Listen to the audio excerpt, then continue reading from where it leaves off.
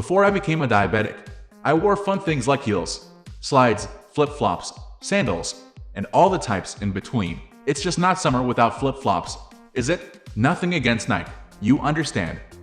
But sneakers worn in the ocean or in the water park don't dry fast enough. On the same note, it's just not winter without slippers. Warm toe snuggling into soft fuzzy slippers is so satisfying, especially when the slippers resemble a warm, fuzzy bear like mine.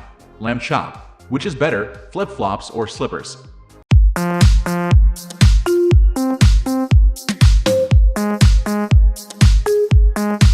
Flip-flops. For those who have never worn flip-flops, you might want to know what they are, what they're made of, and why people wear them.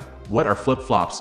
If you watch one of Simshad Jakubovic's Naked Archaeologist shows, you'll notice in the Egyptian hieroglyphics that people are wearing flip-flops. That's how far back the footwear goes. We don't know what they were called back then, but there's a reason they're called flip-flops today. Onomatopoeia means that something is named for the sound it makes. Zippers, for instance, are called that due to the sound they make. Buzz and beep are good examples as well. So flip-flops slapping against the foot sound like the words they describe. A flip-flop is a light sandal made of plastic or rubber with a Y-shaped thong between the big and second toes. The shoe is not secured to the foot by straps like sandals. Flip-flops are ideal for wearing to public showers, such as those in a dorm or a public swimming pool.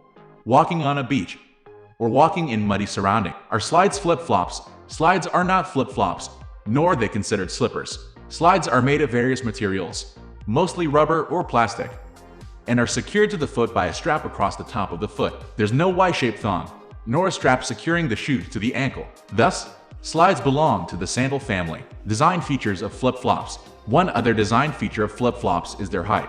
I've seen flip-flops that rivaled Elton John's shoes in his concerts, but most people wear them flat. There are also flip-flops of every color to match your mood. Durability of flip-flops. Our shoes take a lot of punishment, so they need to be well built in order to last. Flip-flops are made to shield the foot from the hot pavement of August, the hot sand at the beach, and the marine life living in the ocean. They aren't made to last. Maybe that's why they only cost $1 or so in dollar stores, department stores, and gift shops. Short history of flip-flops. The footwear goes back to 4000 BCE in Egypt, where the rulers and the elite wore flip-flops constructed of papyrus and reeds. Africans wore animal hides fashioned into flip-flops. Asians wore flip-flops made of rice straw.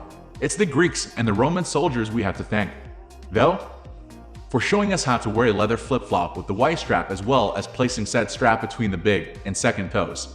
Speaking of soldiers, there was the WW2 soldier returning from Asia who brought rice straw flip-flops home. Americans wanted more of them, so they became the newest big boom in the 1950s. In the 60s, everyone had them, and they are still beloved today. What are slippers? Slippers are soft shoes meant to be worn to keep the feet warm in cold climes. They're made from leather, suede, plastic foam, or rubber with uppers made from fur to lamb's wool to shearling to velvet, and more. They're not meant to be worn outdoors because they'll get wet, and the bottoms get holes. Durability of slippers. Even if you don't wear them out to get the mail, slippers will wear out. They're not made of rubber or plastic, so the soft foam will eventually get holes. How long it takes is up to the wearer, how much the wearer walks in them. Short history of slippers. Some historians date the slipper to 4700 BCE China, where they were worn by royalty. Archaeological discoveries have found Roman-era people, around 200 CE, buried wearing their slippers. They've been attributed to the Vietnamese, the Spanish, and the English, as well as Native Americans as far back as the 13th century. Now it's your turn. Which one impresses you the most? Let us know in the comment section below. Also, do share and subscribe to our channel for further video notifications.